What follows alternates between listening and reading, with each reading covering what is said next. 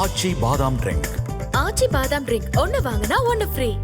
2026 சட்டமன்ற தேர்தலில் கூட்டணி ஆட்சியை அமைக்க பாஜக தீவிர முயற்சி மேற்கொண்டு வருவதாக தகவல் வெளியாகியுள்ளது.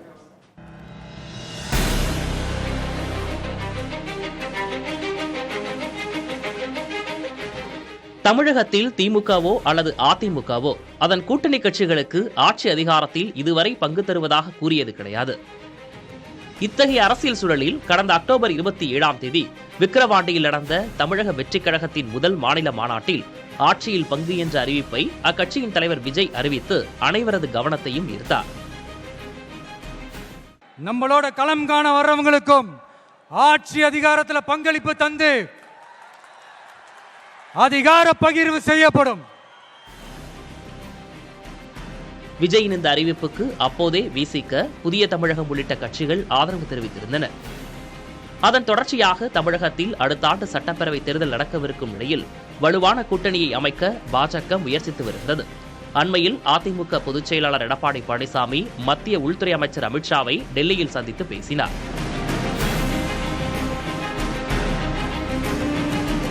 இச்சந்திப்பிற்கு பின்னர் தனது எக்ஸ் பக்கத்தில் தமிழகத்தில் தேசிய ஜனநாயக கூட்டணி ஆட்சி அமையும் என்று அமித்ஷா நம்பிக்கை தெரிவித்தார். ஆனால் எடப்பாடி பழனிசாமியிடமிருந்து கூட்டணி குறித்து எந்தவிதமான உறுதியான நிலைப்பாடும் வரவில்லை என்று கூறப்படுகிறது. இந்த சூழலில் எடப்பாடி பழனிசாமியுடன் அதிருப்தியில் இருக்கும் செங்கோட்டையன் டெல்லி விரைந்து அமித்ஷா, நிர்மலா சீதாராமன் உள்ளிட்ட பாஜகவின் முக்கிய புள்ளிகளை சந்தித்தார்.